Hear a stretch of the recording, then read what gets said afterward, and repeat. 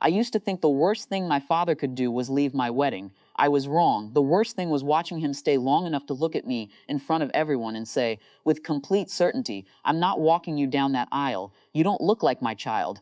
The room didn't react right away. That was the strange part. My cousins froze beside the folding chairs. My fiancé Daniel stopped carrying boxes of table decorations and just stood there holding one against his chest. Even my mother didn't speak immediately. My father kept going. Bring me DNA proof, he said. Then maybe I'll believe it. Not yell, not rage. That would have been easier. He sounded tired, like he'd been carrying the sentence around for years. The rehearsal dinner dissolved after that. People started inventing reasons to leave.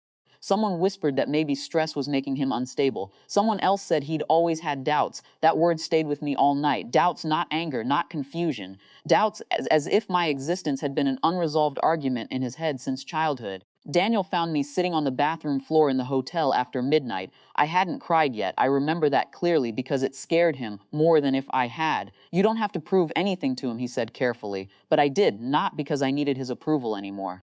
Maybe I never truly had it. I needed to know whether my entire life had been built around something unspoken, so the next morning, I took the test. My father refused to answer my calls after that.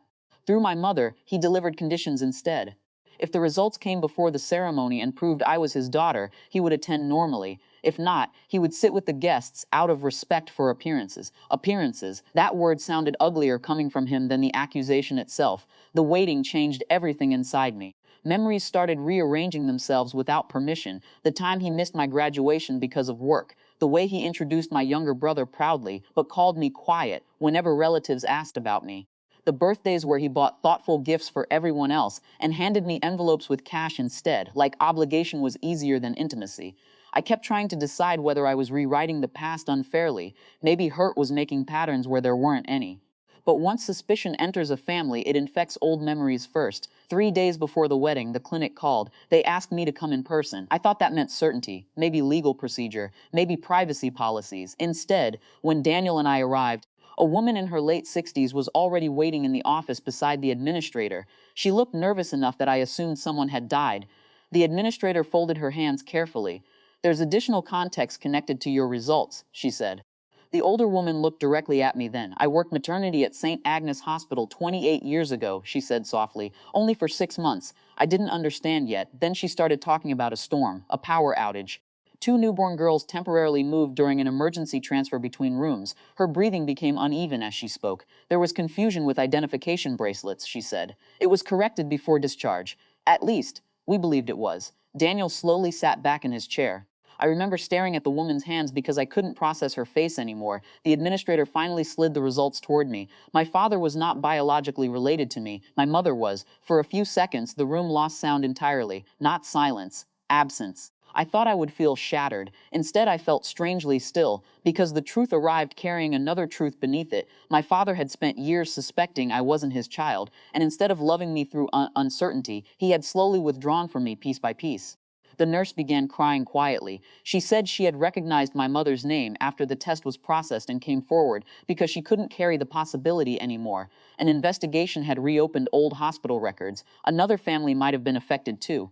I barely heard the rest. The only thing echoing in my mind was this. He was right, and somehow he had still failed. My mother broke down when we told her. Not dramatically, not loudly. She sat at the kitchen table with both hands covering her mouth like she was physically trying to hold her life together. My father arrived an hour later. I had imagined this moment differently my entire life. I thought if he was ever proven right about me, he would stand taller somehow. Vindicated. Certain.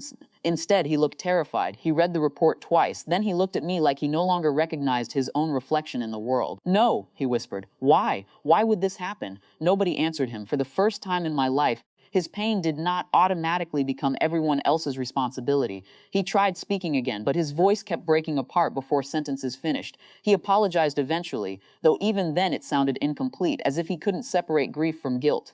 I always knew something felt. He stopped himself. That sentence told me more than the apology did. Always knew. I realized then that the distance between us had not begun with the test. The test had simply exposed it. The wedding happened anyway. Guests spoke softly around us, careful and curious at the same time. News travels strangely through families. By then, everyone knew some version of the story. When it came time for the ceremony, my coordinator approached quietly. Your father's asking where he should stand. I looked toward the hallway entrance where he waited in his suit. smaller somehow, older. For one dangerous second, I almost gave him the moment anyway, out of pity, out of habit. But dignity is sometimes just the decision not to abandon yourself anymore. He can sit with the family, I said. Daniel and I will walk in together. No one argued, and that became the clearest moment of the entire day. Not revenge, not punishment, just consequence. I saw my father watching as Daniel took my hand before the ceremony began.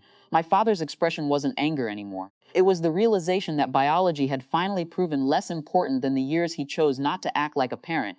After the reception ended, I passed the ballroom and saw him still sitting alone at one of the empty tables. The lights were half turned off. For a moment, I almost walked in, but I kept going.